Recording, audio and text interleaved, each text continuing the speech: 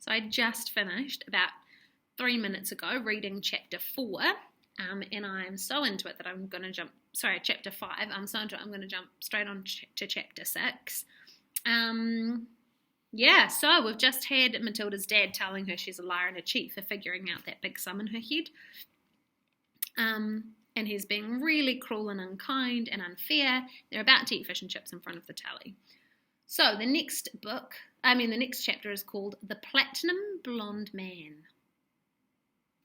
I wonder what this might be about. Great, okay. Here we go. There was no doubt in Matilda's mind that this latest display of foulness by her father deserved severe punishment. And as she sat eating her awful fried fish and chips and ignoring the television, her brain went to work on various possibilities. By the time she went to bed, her mind was made up. The next morning, she got up early and went into the bathroom and locked the door.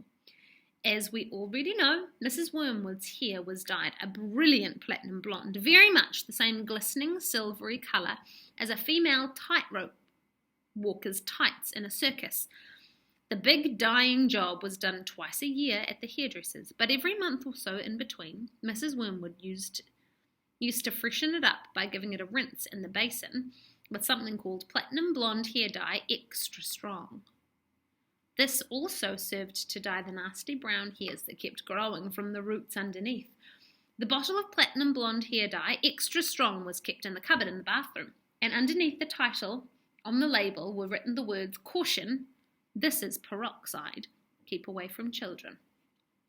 Matilda had read it many times with fascination.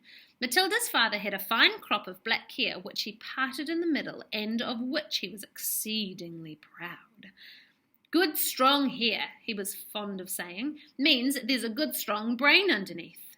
"Like Shakespeare," Matilda had once said to him. "Like who?" "Shakespeare, Daddy." "Was he brainy?" "Very, Daddy." "He had masses of hair, did he?" "He was bald, Daddy." To which the father had snapped, "If you can't talk sense, then shut up." Oh, this is Matilda talking to her dad. He's combing his good strong hair, and she's trying to tell him about Shakespeare, and he doesn't know who that is. If you don't know who Shakespeare is, he is a very famous writer from many, many years ago. He lived hundreds of years ago, and he was brilliant, and he wrote things like Romeo and Juliet, some other ones which you probably haven't heard of, but he was just brilliant, and he wrote poems and love stories, and he was just very famous and very, very, very loved in his time, and now. Anyway, Mr. Wormwood kept his hair looking bright and strong, or so he thought by rubbing into it every morning large quantities of a lotion called Oil of Violet's Hair Tonic. A bottle of the smelly purple tonic always stood on the shelf above the sink in the bathroom alongside all the toothbrushes, and a very vigorous scalp massage with oil of violets took place daily after his shaving was completed. This hair and scalp massage was always accompanied by loud masculine grunts and heavy breathing and gasps of, "Ah, that's better, that's the stuff, rub it right into the roots," which could be clearly heard by Matilda in her bedroom across the corridor. Now, in the early morning privacy of the bathroom, Matilda unscrewed the cap of her father's oil of violets and tipped 3/4 of the contents down the drain. Then she filled the bottle up with her mother's platinum blonde hair dye extra strong. She carefully left enough of her father's original hair tonic in the bottle so that when she gave it a good shake, the whole thing still looked reasonably purple. Then she replaced the bottle on the shelf above the sink, taking care to put her mother's bottle back in the cupboard. So far, so good. At breakfast time, Matilda sat quietly at the dining room table eating her cornflakes. Her brother sat opposite her and with his back to the door, devouring hunks of bread smothered in a mixture of peanut butter and strawberry jam. I love peanut butter and jam. The mother was just out of sight around the corner in the kitchen making Mr. Wormwood's breakfast, which always had to be 2 fried eggs on fried bread with 3 pork sausages and 3 strips of bacon and some fried tomatoes. At this point, Mr. Wormwood came noisily into the room. He was incapable of entering a room quietly. especially at breakfast time, he always had to make his appearance felt immediately by creating a lot of noise and clatter. One could almost hear him saying, "It's me! Here I come! The great man himself, the master of the house, the wage earner, the one who makes it possible for all the rest of you to live so well.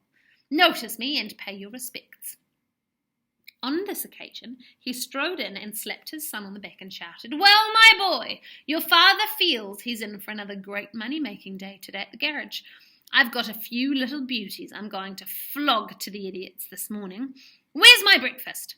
"It's coming, my treasure," Mrs. Wormwood called from the kitchen. Matilda kept her face bent low over her cornflakes. She daren't look up. In the first place, she wasn't at all sure what she was going to see. And secondly, if she did see what she thought she was going to see, she wouldn't trust herself to keep a straight face. The son was looking directly ahead out of the window, stuffing himself with bread and peanut butter and strawberry jam. The father was just moving round to sit at the head of the table when the mother came sweeping out from the kitchen carrying a huge plate piled high with eggs and sausages and bacon and tomatoes. She looked up. She caught sight of her husband. She stopped dead. Then she let out a scream that seemed to lift her right up into the air, and she dropped the plate with a crash and a splash on the floor. Everyone jumped, including Mr. Wormwood. "What on earth's the matter with you, woman?" he shouted. "Look at the mess you've made on the carpet." "Your hair!" the mother was shrieking, pointing a quivering finger at her husband. "Look at your hair! What have you done to your hair?" "What's wrong with my hair, for goodness sake?" he said. "Oh my God, Dad, what have you done with your hair?" the son shouted. A splendid, noisy scene was building up nicely in the breakfast room. Matilda said nothing. She simply sat there admiring the wonderful effect of her own handiwork. Mr. Wormwood's fine crop of black hair was now a dirty silver, the colour, this time, of a tightrope walker's tights that had not been washed for the entire circus season. Dirty blonde. You've dyed it!" shrieked the mother. "Why did you do it, you fool? It looks absolutely frightful. It looks horrendous. You look like a freak." "What the blazes are you all talking about?" the father yelled, putting both hands to his hair. "I most certainly have not dyed it." "What do you mean you've dyed it? What's happened to it? Or is this some sort of stupid joke?" the father said, his face turning a pale green, the colour of sour apples. "You must have dyed it, Dad," the son said. "It's the same colour as Mum's, only much dirtier looking." "Of course he's dyed it," the mother cried. "It can't change colour all by itself. What on earth were you trying to do? Make yourself look handsome or something? You look like someone's grandmother gone wrong." "Get me a mirror," the father yelled. "Don't just stand there shrieking at me. Get me a mirror!" The mother's handbag lay on a chair at the other end of the table. She opened the bag and got out a powder compact that had a small round mirror on the inside of the lid. She opened the compact and handed it to her husband. He grabbed it and held it before his face, and in doing so spilled most of the powder all over the front of his fancy tweed jacket. Here is a picture of him looking at his hair with the powder falling down over him. I don't think he's going to like what he sees. "Be careful," shrieked the mother. "Now look what you've done. That's my best Elizabeth Arden face powder."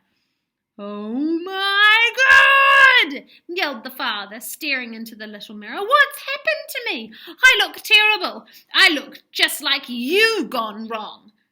I can't go down to the garage and sell cars like this. How did it happen?" He stared round the room, first at the mother, then at the son, then at Matilda. "How could it have happened?" he yelled. "I imagine, Daddy," Matilda said quietly, "that you weren't looking very hard and you simply took Mother's bottle of hair stuff off the shelf instead of your own." "Of course that's what happened," the mother cried. "Well, really, Harry, how stupid can you get? Why didn't you read the label before you started splashing the stuff all over you? Mine's terribly strong. I'm only meant to use 1 tablespoon of it in the whole basin of water, and you've gone and put it all over your head. It'll probably take all of the hair off your head. Is your scalp burning, my dear?" You mean I'm going to lose all my hair? The husband yelled. Oh, I think you will, the mother said. Peroxide is a very powerful chemical. It's what they put down the lavatory to disinfect the pan, only they give it another name. What are you saying? The husband cried. I'm not a lavatory pan. I don't want to be disinfected. Even diluted like I use it, the mother told him, it makes a very good deal of my hair fall out. So goodness knows what's going to happen to you. I'm surprised it didn't take the whole top of your head off.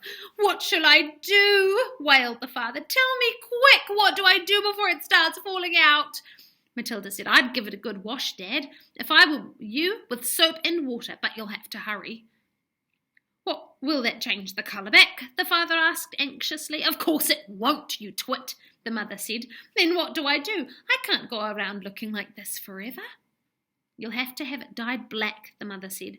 But first, wash it, or there won't be any there to dye. Right, the father shouted, springing into action. Get me an appointment with your hairdresser this instant for a hair-dyeing job.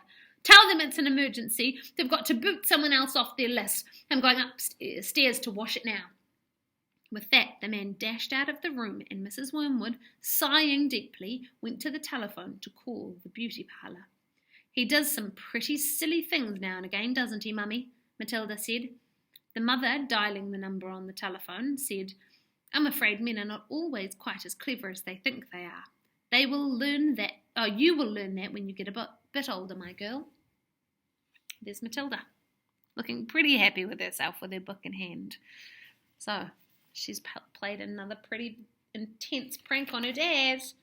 I wonder what the outcome will be of this one. All right, Chapter 7 is called Miss Honey, and that's next. So we will read that next time we come back together. We're on page 60 now, so we've read 60 pages. Great. I think it would be really cool. Oh, that might be a bit. I was going to say, if you thought up what a really cool prank Matilda could play on her dad would be. Let's do it. Let's see if you can think of anything really good that Matilda could do to teach her dad a bit of a lesson. But we've got to remember that nobody gets harmed in these pranks. So it's not something to hurt him. It's just something to teach him a bit of a lesson. Like giving him a cold meal instead of his hot one. Or feeding him something he doesn't like at all. Or tricking him for something. So get your thinking caps on and email me your responses if you have any good ideas. And I will see you for Chapter 7. Which is Miss Honey. And I'll see you soon. Bye.